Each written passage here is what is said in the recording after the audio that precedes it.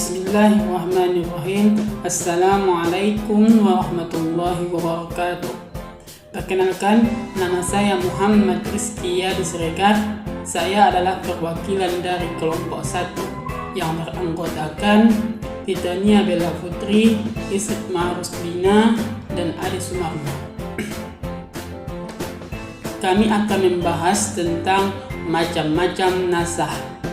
Pertama, macam-macam nasah dilihat dari nasah yang mansuh ada 3 bagian. Yang pertama yaitu ialah nasah yang mansuh hukumnya namun lafaznya tetap.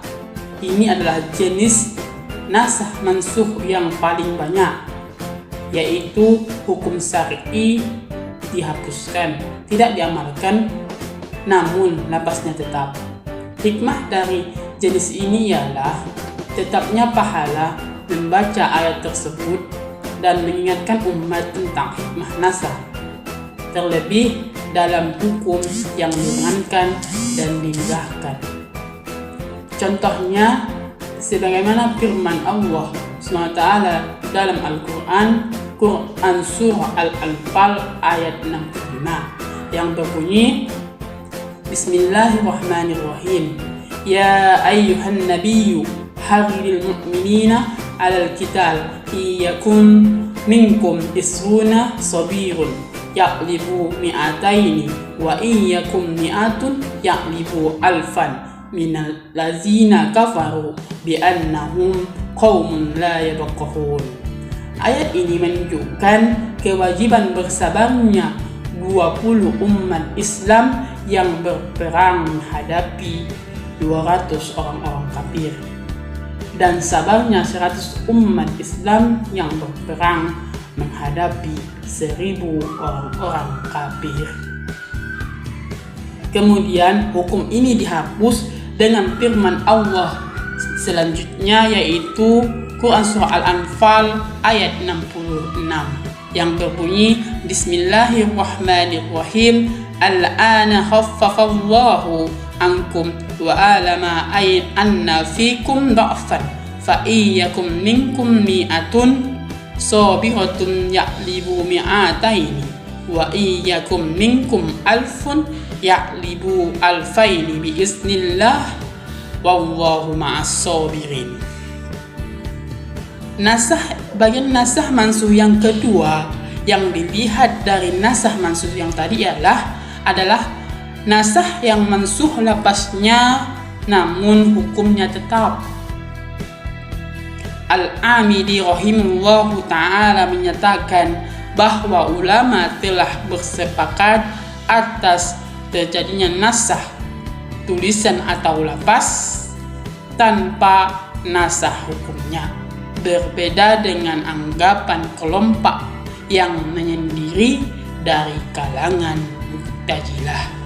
Hikmah nasah ini ialah agar kadar ketaatan umat kepada Allah menjadi nampak. Selain dari hikmah ini ada pula hikmah lainnya, yaitu ialah apa yang dikatakan oleh Syekh Muhammad bin Shalih Al-Utsaimin rahimallahu ta'ala.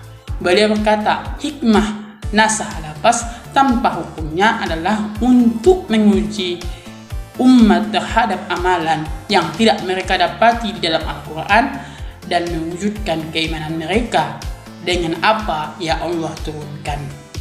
Contoh dari nasah ini ialah ayat rajam, sebagaimana perkataan Umar bin Khattab yang artinya, sesungguhnya aku khawatir zaman akan panjang terhadap manusia sehingga seseorang akan berkata, kita tidak mendapati rajam di dalam kitab Allah, sehingga mereka menjadi sesat dengan sebab meninggalkan satu kewajiban yang telah diturunkan oleh Allah. Ingatlah, sesungguhnya rajam adalah hak atas orang-orang yang berzina dan dia telah menikah jika bukti telah tegak ada kehamilan atau ada pengakuan. Sufyan berkata, demikianlah yang aku ingat. Ingatlah Rasulullah SAW telah melakukan rajam dan kita telah melakukan rojam setelah beliau. Adapun lafaz ayat rojam disebutkan oleh sebagian riwayat yang berbunyi as-sayhu was-saykhatu iza janaya farjumuhumal battata nakalam minallah wallahu azizun hakim. Laki-laki yang tua atau yang sudah menikah dan wanita yang tua atau yang sudah menikah, jika berzina keduanya, maka rojamlah keduanya dengan sungguh-sungguh sebagai hukuman yang mengandung pelajaran dari Allah SWT. Dan Allah Maha Bijaksana dan Maha Perkasa. Bagian ketiga dari macam-macam nasah ialah nasah yang mansuh hukumnya dan lapasnya. Contohnya ialah ayat yang menjelaskan 10 kali penyusuan mengharamkan pernikahan. Aisyah berkata, dahulu apa yang telah diturunkan di dalam Al-Quran adalah 10 kali penyusuan yang diketahui mengharamkan. Maksud mengharamkan di sini ialah mengharamkan pernikahan. Kemudian ini dinasah dengan 5 kali penyusuan yang diketahui. Kemudian Rasulullah SAW wafat, dan itu termasuk yang dibaca di antara Al-Quran. Makna perkataan Aisyah dan itu termasuk yang dibaca di antara Al-Quran yaitu dibaca hukumnya namun lapasnya tidak, atau orang yang belum kesampaian nasah bacaannya masih tetap membacanya. Sampai sinilah pembahasannya tentang yang pertama, macam-macam nasah dilihat dari nasah yang mansuh dari saya. Selanjutnya pembahasan akan dibahas oleh saudari Titania Bella Putri. Baiklah, pada bagian ini saya akan menjelaskan macam-macam nas dilihat dari nas yang menasih atau menghapus. Ada 4. Saya akan menjelaskan pada bagian Al-Quran yang dimansuh dengan Al-Quran. Nasaan dengan Al-Quran ini disepakati bahwa diperbolehkan dan terjadinya dari 2 perkataan dengan nasah. Maka ayat iddah dengan menunggu seumpama dinasahkan, ia dengan ayat iddah selama 4 bulan 10 hari. Adapun orang yang beranggapan tidak ada ayat mansuh di dalam Al-Quran, maka perkataannya tidak dianggap. Contohnya seperti ini. Nah, ayat ini menunjukkan sedekah bagi yang mampu sebelum berbisik-bisik dengan Rasulullah. Kemudian ayat ini dimansuh ayat berikutnya yang menghapuskan kewajiban tersebut seperti ini. Baiklah, akan dilanjutkan oleh teman saya. Baiklah, di sini saya akan menjelaskan tentang nas Al-Quran dengan sunnah. Dalam hal ini dibagi menjadi 2. Yang pertama, nas Al-Quran dengan sunnah ahadiyah atau bisa disebut hadis ahad.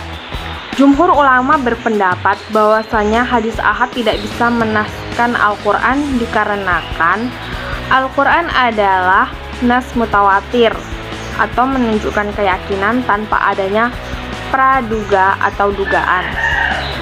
Sedangkan hadis ahad bersifat zanni, maka tidak sah menghapus ayat yang sudah diketahui dengan sesuatu yang bersifat dugaan atau diduga.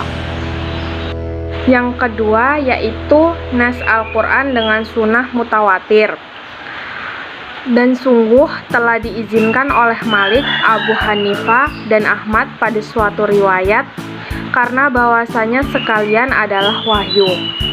Berfirman Allah Subhanahu wa taala dalam Quran surat Al-Najm ayat 4 yang artinya, dan tidaklah yang diucapkannya itu Al-Quran menurut keinginannya, tidak lain Al-Quran itu adalah wahyu yang diwahyukan kepadanya. Selanjutnya, sunnah dengan sunnah. Hukum yang ada di dalam sunnah dinasahkan dengan sunnah yang lain. Sebagai contohnya adalah hadis Nabi SAW yang bunyinya, "Naha anjiratul kubur ala fadiruha." Dahulu aku melarang kamu dalam berziarah kubur, sekarang berziarahlah. Jadi, Hadis ini menghapus hukum pada hadis yang sebelumnya yang melarang umat untuk berziarah kubur. Dan yang terakhir adalah sunnah dengan Al-Quran. Hukum yang ada di dalam sunnah dinasihkan dengan hukum yang ada di dalam Al-Quran. Sebagai contohnya adalah pemindahan kiblat. Sebelum turun ayat 144 dari surah Al-Baqarah, kiblat itu arahnya ke Masjidil Aqsa. Tetapi ketika sudah turun ayat tersebut yang bunyinya fawalli wajhaka satral Masjidil Haram, artinya maka hadapkanlah wajahmu ke Masjidil Haram. Jadi otomatis arah kiblat yang sebelumnya menghadap ke Masjidil Aqsa berubah ke Masjidil Haram.